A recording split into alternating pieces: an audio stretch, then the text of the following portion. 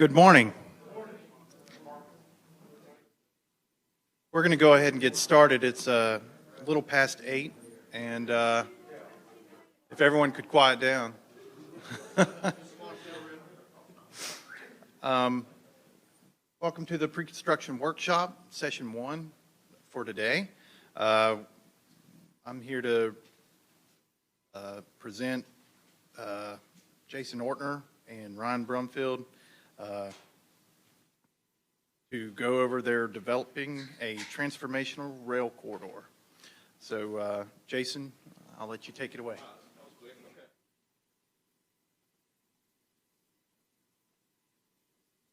All right, I guess I got to get this thing figured out. Good morning. I'm impressed. Let's see if I can get the technology working here. And can everybody hear me all right? All right. All right. The first goal was technology. And we'll see if we can get technology to work for us.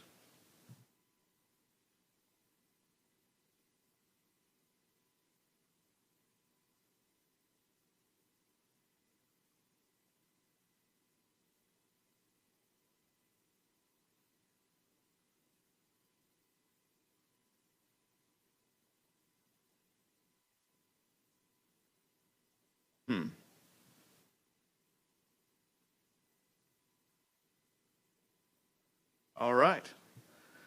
Well, good morning. My name is Jason Ortner. I'm the Rail Division Director at NCDOT. And with me today is also Ryan Brumfield, who is the Integrated Mobility Division Director. And today we're going to talk to you about developing a transformational rail corridor. A project that we've been working on in earnest, at least I have been working on in earnest for a very long time, and Ryan has been working on it in earnest for at least the last couple of years, and trying to bring forward a new concept in basically developing a corridor, developing a transportation corridor that will have some significant impacts, not just to North Carolina, but also the entire Southeast. Oh, okay, so it's advancing over here. That's fantastic. That's good to know. Not advancing on my screen, but advancing on there. So there's a long history to the development of this corridor, and what I do want to say is in 1992, the U.S. Department of Transportation identified 5 original higher speed corridors throughout the country for development. And what's interesting about that time frame is that was only 5 years after the corridor that we're going to talk about today was downgraded in service. In 1987, the corridor we're talking about today, which is the S-Line, which extends from nominally Petersburg, Virginia to Raleigh, or that portion does, was actually reduced in service to really just 2 trains a day, 5 days a week, and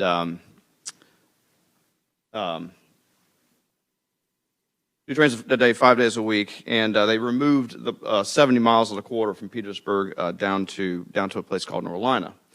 But this development of the corridor, the development of the high-speed rail corridors around the country in 1992 was something that the department and our early leadership really leaned into in raising our hand, that we wanted to see a new way, develop corridors that would be a new way for us to both handle freight and passenger service in our region.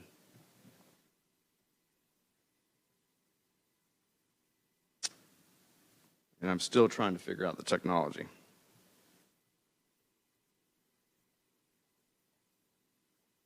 Bear with me for 1 second.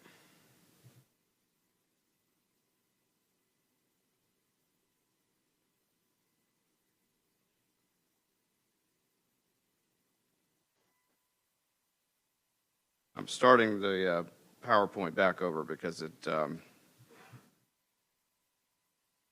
is having some trouble.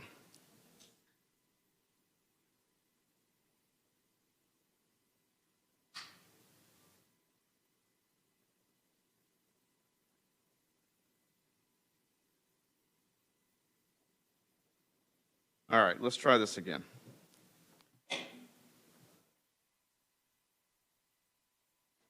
All right, this feels like it's going to work better. Great, okay. So some history on the line. So the S-Line corridor, which connects those two, basically Virginia and North Carolina, was once a significant transportation corridor. It was developed by the Seaboard Airline Railroad. And prior to that, it has a history of being one of the oldest railroads in the country. The Raleigh and Gaston Railroad was developed in about 1832, 1834. And so that has the unique distinction of being one of the earliest railroads in the country. But as you can see from here, even up until the 60s, the 70s, and 80s, there were between 20 and 40 trains a day on this corridor, freight and passenger trains, serving sort of the heartbeat of the communities that it served. And in the 40s, during the World War II, it actually saw between 40 and 60 trains a day, as it was an important carrier of both troops and equipment. So this just kind of give a little more history here. So in 1992, I just described that the FRA designated the corridor as the Southeast Corridor, as one of those 5 original designated corridors. In 1999, we actually began NEPA work in earnest on the corridor, and that was having that designation from the federal government was real important to start that process. So in 2002, we actually completed the first level of NEPA analysis, and that was the Tier 1 record of decision. I see some folks here in this audience that were involved with that project early on. So that was, the company I was with before I came to the department was involved with that process. But that Tier 1 document really established the route from Washington, D.C. all the way to Charlotte. That document just determined that the S-Line corridor would be the route of choice for connecting those communities. So on the heels of the Tier 1 document that we completed in 2002, in 2003 we began the Tier 2, which was a more detailed analysis for the segment between Richmond and Raleigh, 162 miles. That was a significant, longer effort because we had to go through a significant amount of detailed analysis, looking at various alignments, looking at the details of how we would impact every community. And we had the premise of this was going to be a different corridor than just building a typical transportation corridor. This would be more like an interstate design. We would grade separate every road crossing. We would try to improve every curve to allow for 110 mile an hour design speed. So the level of coordination with the communities, the level of coordination with the resource agencies was significant. And it took us 15 years to really go through all the processes and working with the FRA and all those agencies to fully complete the Tier 2 analysis over the 162 miles. But we did complete it in 2017. We received a record of decision. We really never stopped working. 2017, we finished the ROD, and then we began to look at the next steps of developing a corridor, which included acquisition.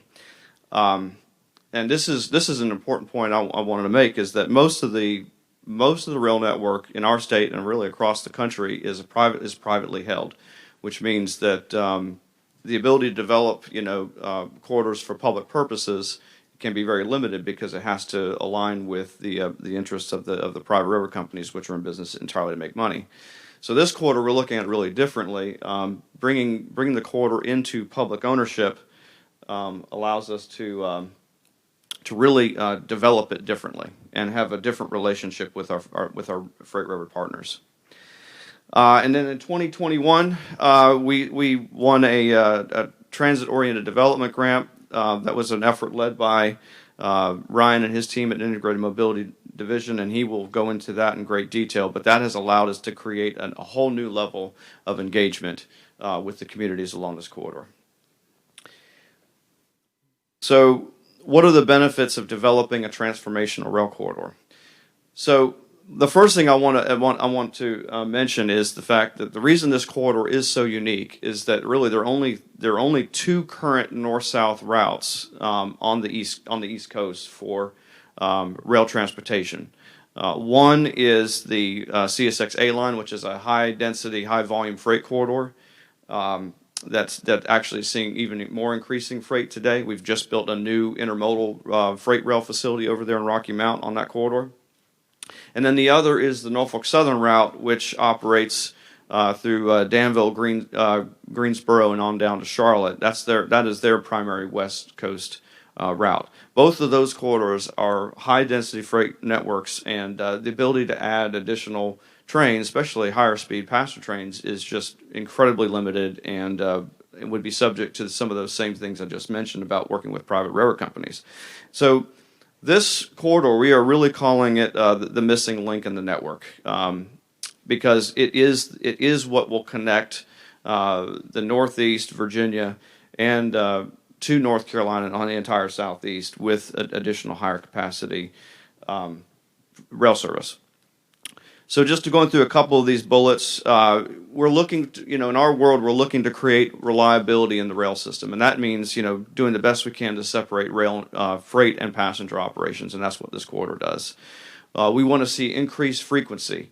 In order for folks to really lean in and use the mode more effectively, we got to provide them more daily options for transportation service. And that's what this project does. We want to increase freight access and connections. This is still an important freight corridor, and CSX, as I mentioned before, uses it daily, for regional connections. But we want to see it grow beyond there. We've got some mega sites that are along this corridor that could really benefit, from additional rail transportation connections. As I mentioned, we're looking at faster operating speeds. 110 miles an hour on this corridor is what we designed under NEPA, which would make it the fastest corridor in the Southeast. It's a shorter route. It's between 30 and 40 miles shorter than the current route. And this will significantly reduce travel times, not just between Raleigh and Richmond, but basically our entire region connecting to the Northeast. We're looking to use this line to connect manufacturing centers and job centers to population centers. In other words, basically use it as a route for not just intercity transportation for long distances, but allow folks to travel regionally on this corridor as it further develops, looking at even options such as regional rail service or commuter rail service on the corridor. We want to enhance and create economic development opportunities. When we bring a new corridor like this into communities, we have an opportunity to really see their community develop with some vibrancy and some new types of transportation and development opportunities. And Ryan will talk about that a little bit too. North-south freight capacity and network resiliency. One of the things that the department is talking about right now a lot is resiliency in the transportation network. Right now, when we have a major natural storm or event, we really only have those two rail corridors, and oftentimes transportation on those corridors will shut down. Well, this will provide a third route at a higher elevation that will provide another relief route for economic activity and transportation to continue. Equity and serving underserved populations is another major component of in the northern counties that this corridor will serve, as well as the southern counties of Virginia. We're looking at very underserved populations, and this corridor will provide access for those regions. We're looking for this corridor to address climate change by reducing dependency on vehicles and allow folks to use the mode basically to access both rural and urban centers, alleviating traffic congestion and reducing vehicle passenger miles. It's a safe transportation option. Rail transportation is very safe. As I mentioned, it'll be a great separated corridor, so it'll be one of the most safe in the country. And then Ryan will talk about the transit-oriented development opportunities, the commuter rail. And then, of course, I mentioned before the future shorter route versus the current route. So a little bit about the acquisition process. Virginia really led the way in 2019 when they announced a major deal with CSX to acquire nearly 350 miles of railroad right-of-way in their state. They were looking to really change the game in how they deliver new transportation options to their citizens. And so through that acquisition, they looked at north-south corridors, they looked at east-west corridors, and they kind of set the bedrock for their future in developing those corridors sort of on their own timeline versus at the whims of the private rail industry. Part of that acquisition was the S-Line corridor from Petersburg on down into North Carolina at Ridgeway. We subsequently then submitted for a grant in 2020 for the acquisition of the remainder of the corridor from Ridgeway down into Raleigh.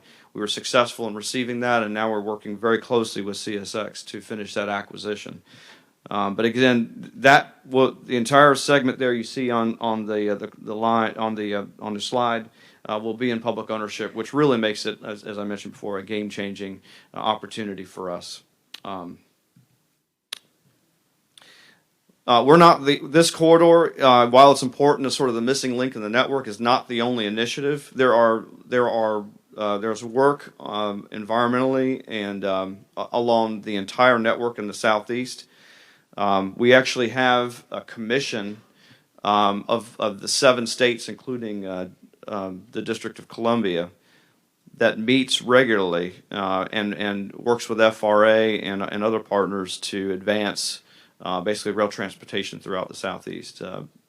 Julie White, who's our Deputy Secretary of Multimodal Transportation, is actually the chair of that commission, and we're looking to use that commission as a vehicle to even more enhance the ability to deliver sort of the entire southeast network. Just some highlighted segments here, for what you see on this graphic. In addition to the S-Line corridor, we finished a significant amount of work between Raleigh and Charlotte through the Piedmont Improvement Program. Work continues on that program, but the Charlotte to Atlanta segment of this network has also finished its Tier 1 document and is now waiting to go to the next level there. So we're looking at really a connected network throughout the southeast. So what are we doing right now on the S-Line?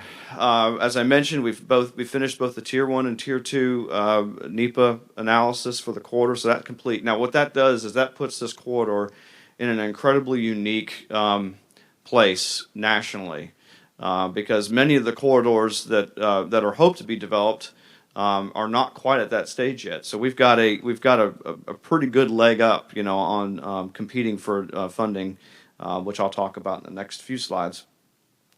I mentioned corridor acquisition. We're well advanced in that process. Because we completed the NEPA in 2017, we were actually able to work with the MPO, and the MPO submitted several grade separation projects along the corridor, and we're building or working on the development of 4 of those right now. We also have been working closely with Virginia and Amtrak and FRA on a service development plan. In our world, in rail network development, it's not just important to just build the infrastructure, but it's also important to have a very coordinated process on what kind of service you're looking at developing. And that process is also going really, really, really well as we look to, services that will enhance kind of what we have today. Multiple daily frequencies that will serve Charlotte, Raleigh, DC, New York on a faster, more reliable schedule. We've also initiated a corridor photogrammetry and survey. That is a process that we have going on right now. In fact, I think the flights are already scheduled. We're working with our partners in Virginia to go ahead and get their component of the paneling done for that. So that is work that's underway. We have just submitted, and I'll go into a little more detail on this in the next slide, a grant for the application of 30% engineering for the whole 162 miles, which is a significant amount of work and a great opportunity for many in this room. Broad stakeholder coordination. We're working with at least, I think, 16 different communities along the corridor that are excited about seeing rail come to their community and find out what they can do as far as service and how their community can develop around it. We've got a matching funding identification underway right now. We've identified several STIP projects that are already in the program that we can use as leverage for future grant opportunities. And then we're looking at how do we phase this. 162 miles is a lot of quarter to build at one time. So we're looking at how do we phase the development of it, much like we've done with the interstate highway network, build operable segments that can provide an immediate benefit while the funding is provided for the entirety of the corridor. All right, so the Chrissy grant opportunity. So in November, we leaned in real hard to the opportunities that we're starting to see through FRA with their discretionary grant programs. The Chrissy program was established under FAST, and that has been our largest grant program to date. We've actually benefited significantly from the program and received over 100 to 200 million dollars worth of grant funding through that program in the last few years. But in November, we submitted for a grant partnering with Virginia for $57.9 million in federal funding that would go to about over $70 million in an engineering effort. We're hoping to hear about that effort in May or June of this year, but that would obviously be a significant game changer in the process of delivering the project.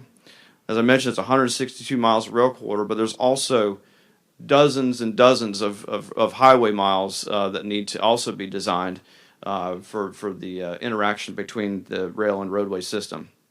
I mentioned we're partnering with Virginia. We are in this effort, in this discretionary grant world.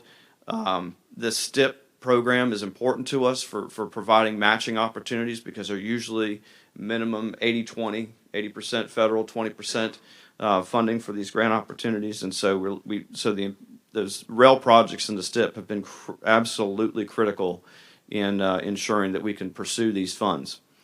I will mention again that the FRA funds that are provided here are on top of the allocations we receive from FHWA for development of our roadway system. So this is new money.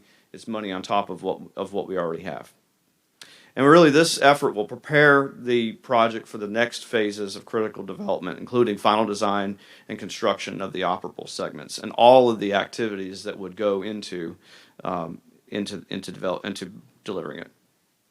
Now, what's really significant is the law that was passed in last November.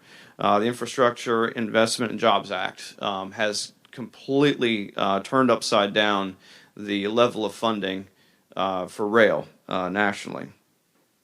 In fact, we say in our industry that there's never been funding in rail like we see under this law. And it's a huge infusion of guaranteed funding over the next 5 years. Authorized is $103 billion for rail, with supplemental funding authorization to support rail infrastructure investments. $66 billion of that $103 billion is already appropriated as part when it went to the law. So that means that money is already available in a guaranteed funding source. So $22 billion of that is going to programs that Amtrak manages, both their Northeast Corridor program between Washington and Boston and their national network. $36 billion is in FRA passenger rail grant opportunities.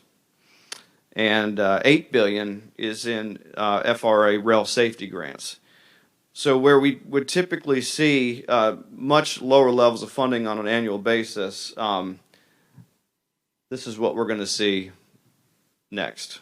We're looking at small amounts of funding, the billion nationally, range to now looking at just multiple billions of dollars across multiple programs. And importantly, it separates the passenger rail discretionary grant programs from some of the freight and safety programs, which allows those two programs not to compete really against each other. So a lot of the needed investments to ensure we've got rail safety and advancing rail freight is really separate from the passenger rail opportunity. So,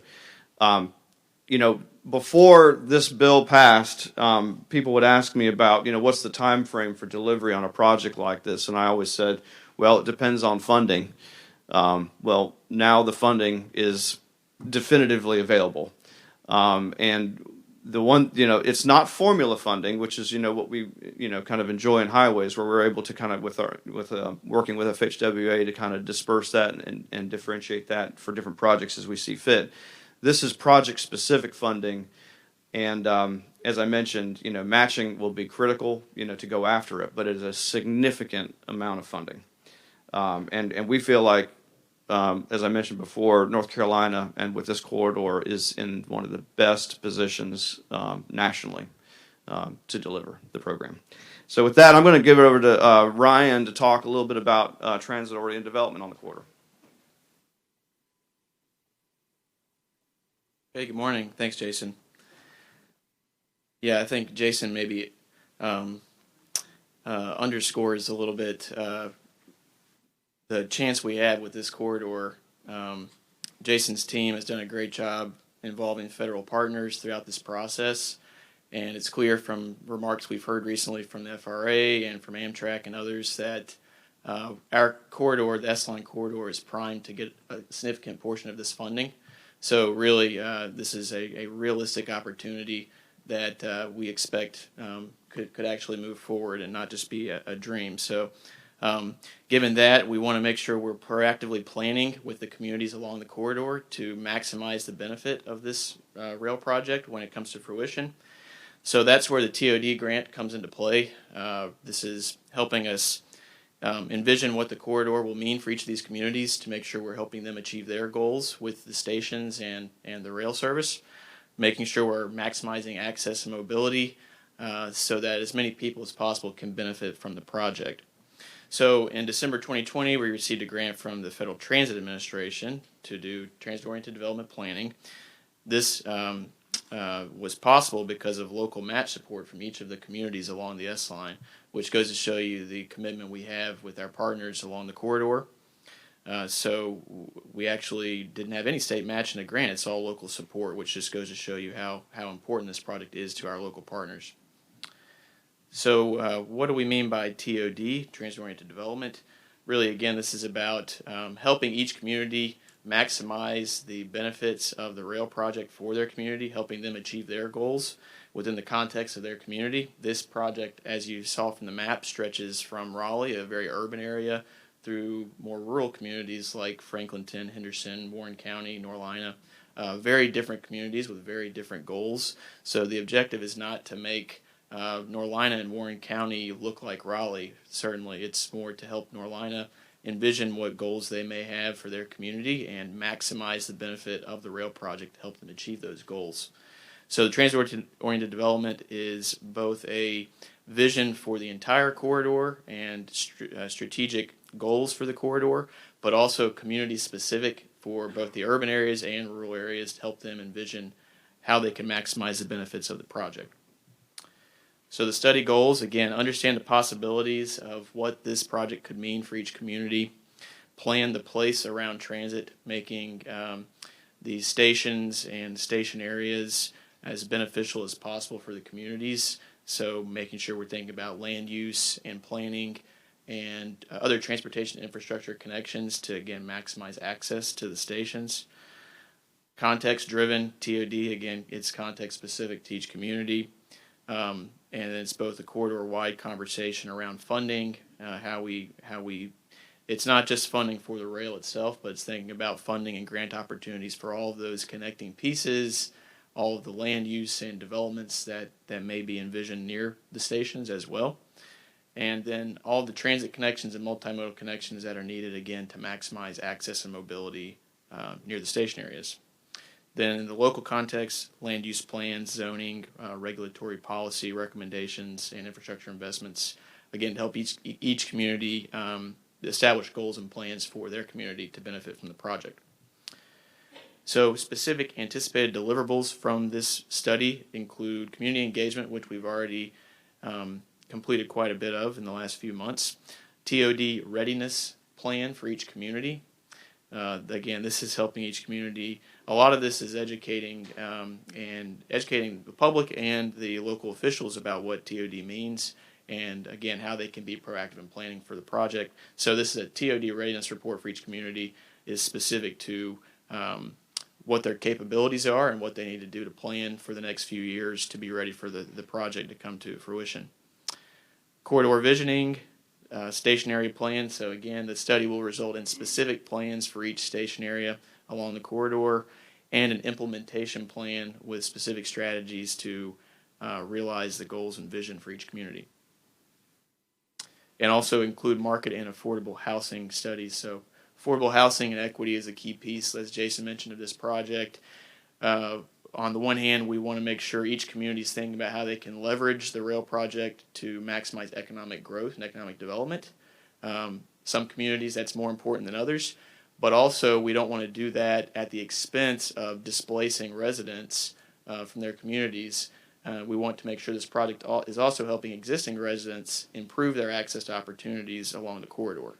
So it's about both balancing, maximizing access and mobility, while also helping communities meet their economic growth goals along the corridor.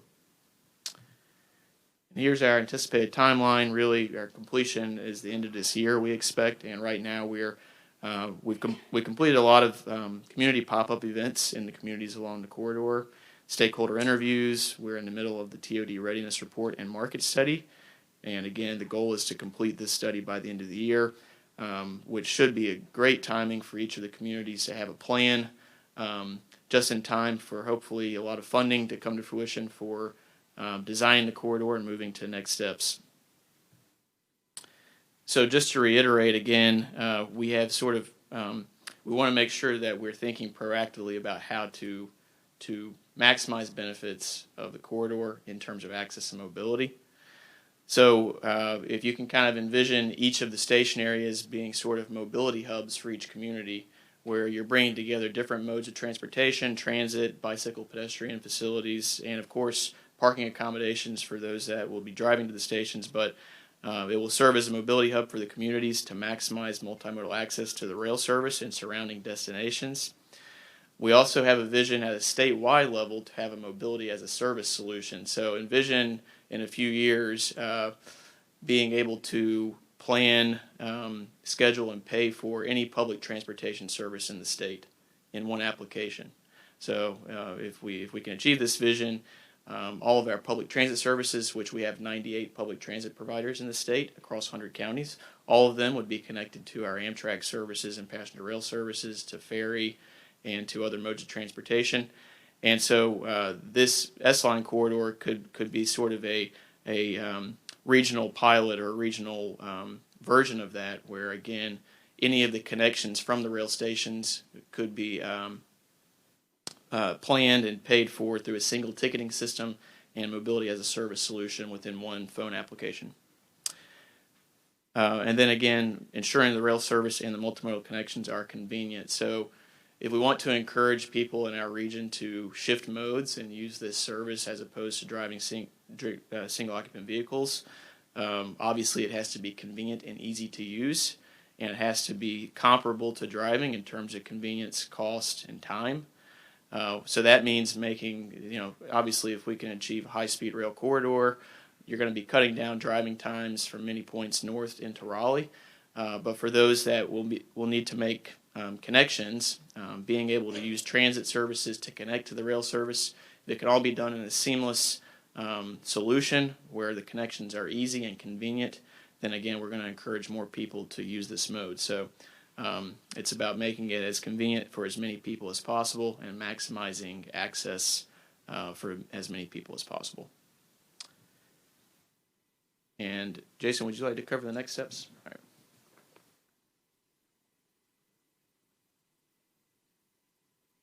Thank you, Ryan. All right, so where do we go from here? So, as Ryan mentioned, the work with the communities along the line is absolutely critical, and we actually have through the TOD study, and we've got a group that actually is responsible for kind of overseeing the coordination with the communities. It's chaired by the mayor of Wake Forest and the mayor of Sanford also, because we actually see this corridor reaching further south as well. We are coordinating importantly with FRA, Virginia, and Amtrak. Amtrak is receiving a significant amount of funding through the infrastructure bill. So having them engaged, both to access the funding that they can bring to bear, and also they're a critical partner for developing the service options that we need, for moving forward. And I will say, we our division works with Amtrak basically as sort of a contract partner for. They are the ones that provide sort of the crews and equipment, or some of the equipment for our current services, and we work with them daily to provide an essential service between Raleigh and Charlotte, and also between Charlotte and New York. Our current services are one of the most successful in the country, and the Carolinian, which is the train that operates between Charlotte and New York, actually is the most successful train in the country as far as recovering ridership to its pre-pandemic levels. We've actually seen periods where it actually exceeded 2019 levels because of travel demand, and that's been a great talking point for us in saying that this is a corridor that really that's the route of this corridor, and this corridor really we have a current day example of how successful it can be through our current services. Preparing for the upcoming federal grant opportunities is absolutely what we spend a lot of time doing. We've got a number of them listed here, that are just going to come up this year. We've got one that's open right now, Fed-State Partnership for State Good Repair. We're looking for opportunities on that. RAISE, which was formerly Tiger, will drop soon. That's a U.S. DOT program. And then we've got the new money, the fiscal year 22 money under the IIJA will start to roll out, we think, this summer. And that's where we're going to be really looking for opportunities to partner with communities, with Amtrak, with Virginia, and making sure that we've got the projects that we have in the STIP right now that are real projects that we can use to leverage it will be critical to pursuing those opportunities. So Ryan's study on the Transformational development will conclude later this year. In April, in the April-May timeframe, we're looking at doing a industry meeting, like a program development workshop, where we can meet with members of the A&E community, the construction community, to talk about how we'd like to roll this out and get some feedback and input from the industry on best practices. It's going to be a project that bridges 2 states.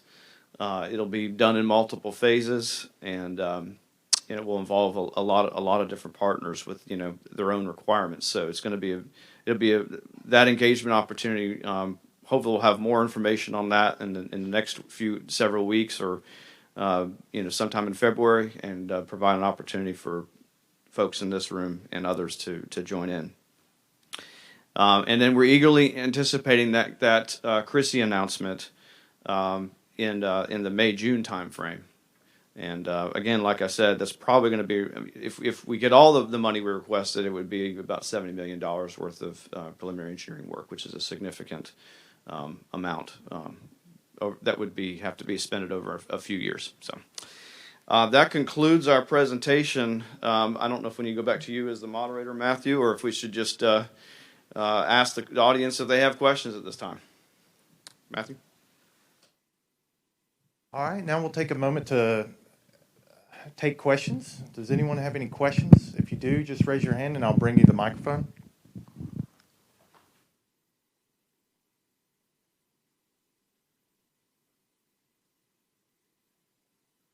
Oh, there we go.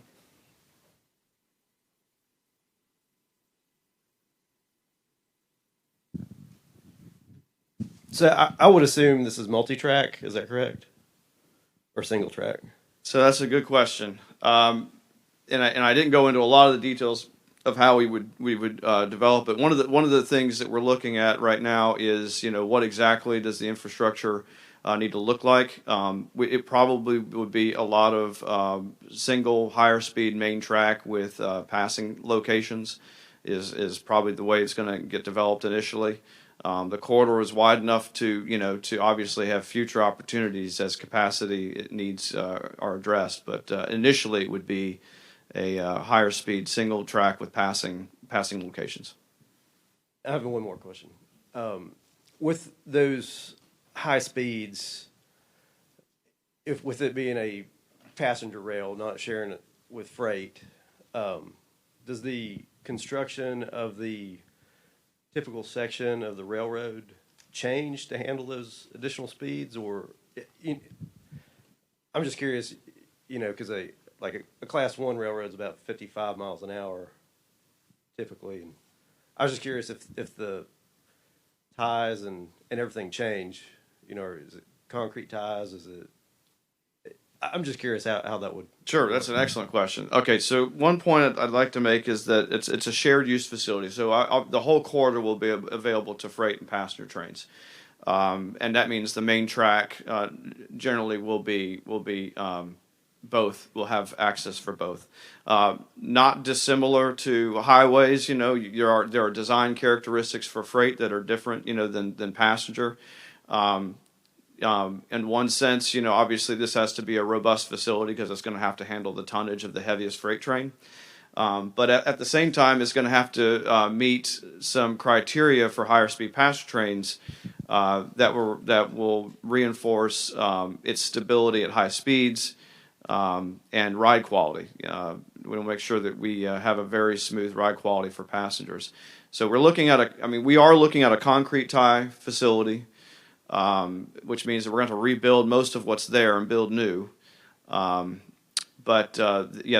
design typical section will look very much like a standard railroad. It just will have the curves will be a lot flatter. There'll probably be more super elevation, longer spirals, and that sort of thing.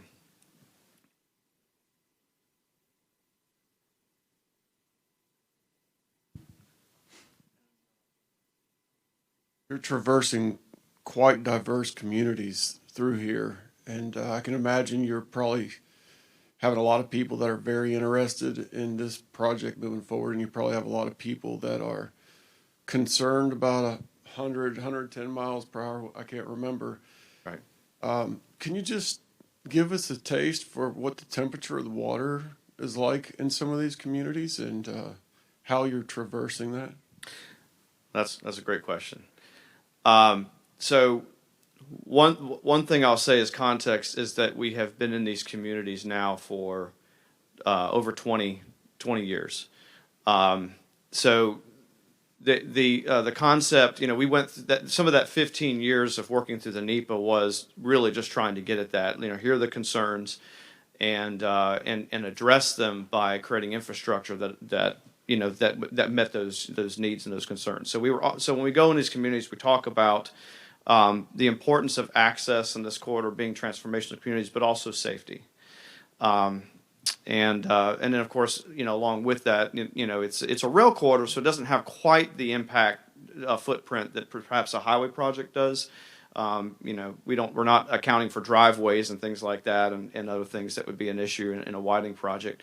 But we are dramatically changing the roadway network, which has been a huge topic of conversation with a lot of these communities.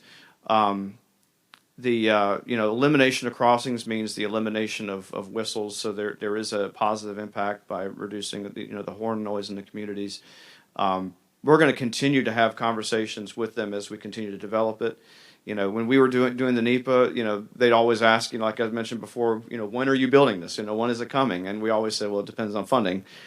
So as we embark on this next level of engineering, we're going to be standing up, a huge consultation effort that will require us to do some level of engagement. The one benefit we have right now is that Ryan's team and with the TOD study is already continuing this engagement process. So it's not like we're coming in out of space. There is always already a level of engagement to allow folks to know that what it is we're building. And we have been talking about, it's 110 miles an hour is the speed. We don't operate that everywhere, but that messaging has been part of our messaging all along.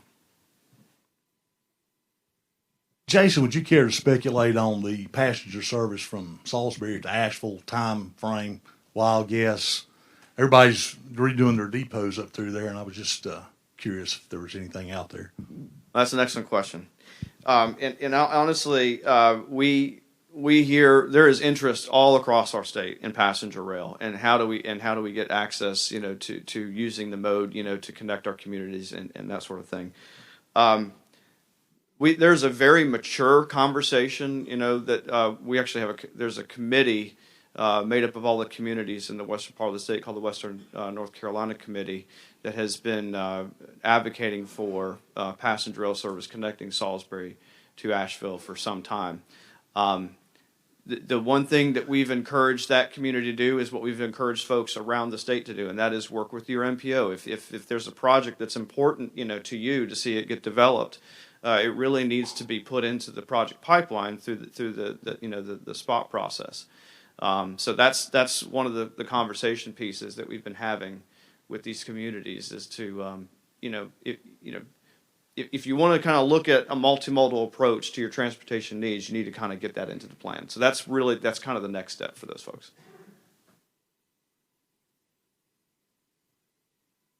Are there any other questions? I'll get to you next. Yes, Jason, you spent a lot of time talking about the engineering timeline, the public timeline.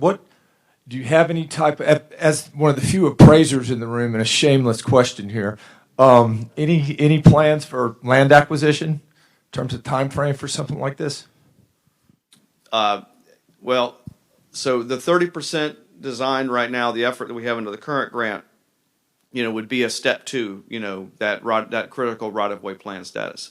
The corridor acquisition is one piece. We're actually acquiring the current rail corridor, but that we're going to need a lot more right-of-way than just that, and especially in certain areas. I checked with my team. There's actually 80 miles of roadway design with this as well as the 162 miles of rail design. So there's roadway right-of-way needs, and there'll be rail corridor right-of-way needs, especially where we're realigning the corridor, to achieve the higher speeds. The timeline obviously will depend upon those next buildable segments. It's very likely, given the funding that we have, that beyond the engineering phase, that we're going to go ahead and look at how do we pull together a project that actually that gets to final design, right-of-way, and construction. So depending upon our success in going after those opportunities, the availability of matching funds, which I said is critically important in this process. We could be looking at that based on our current timeline of finishing engineering, maybe 2 years out, to acquisition activities.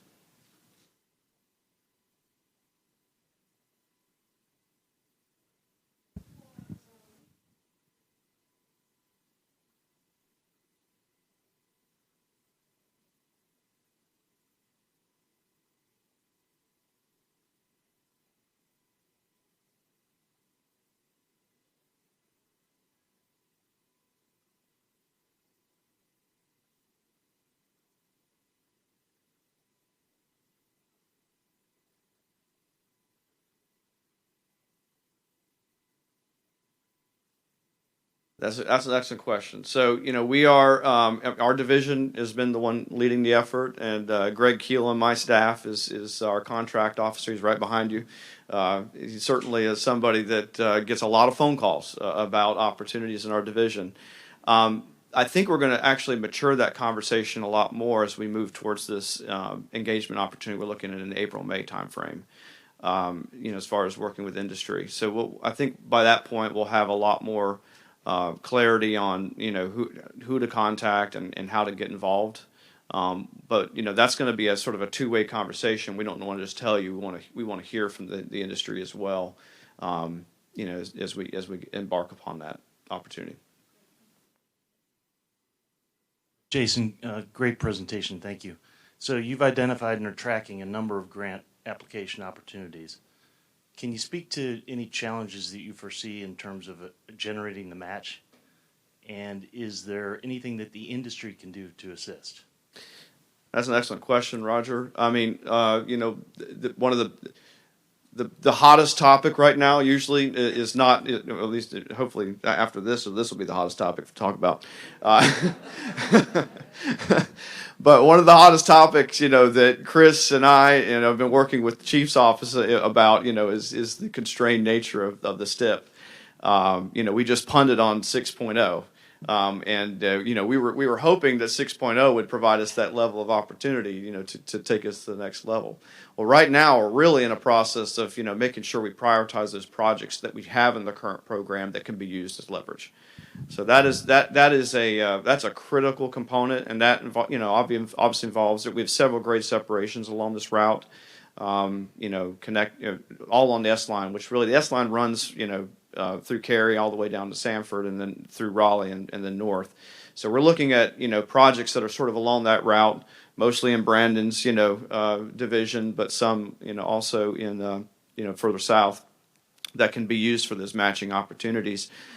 Beyond that, we do. There probably will need to be look at other sources to make sure that we can capture the full effect, of that funding. It's interesting, matching funding. It's sort of it's a little bit of it's scaled, right? So if you have a little bit more matching funding, you can go after a lot more federal funding. So the more matching funds you have, the more federal money you get. So that's the conversation we're having, and hopefully we'll have that with the communities. We'll have that with our leadership and other folks. But we would support anybody creatively thinking, about how do we get at additional funding.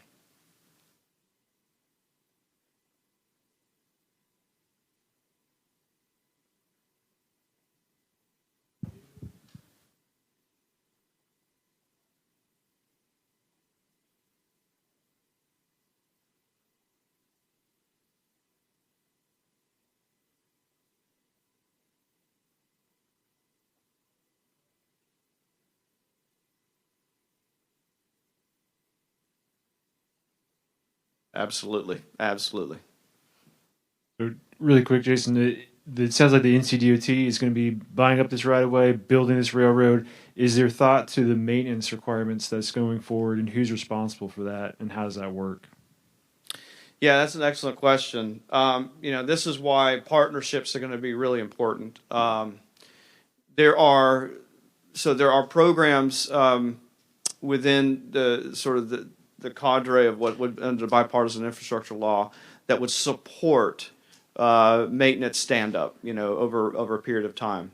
Also, importantly, working with organizations like Amtrak, who would have a strategic interest in this corridor, leaning on them as well for some of that as well. Overhead freight and providing opportunities, for freight companies to support service would also be an opportunity.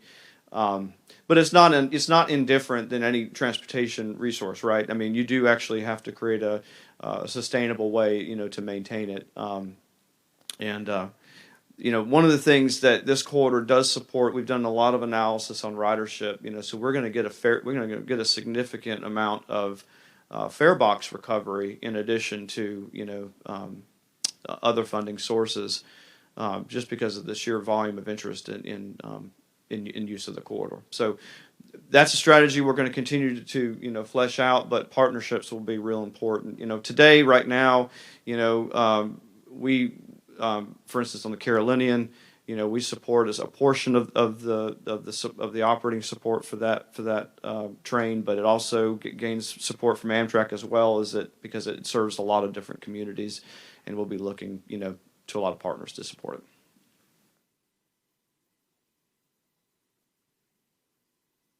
Anyone else? All right.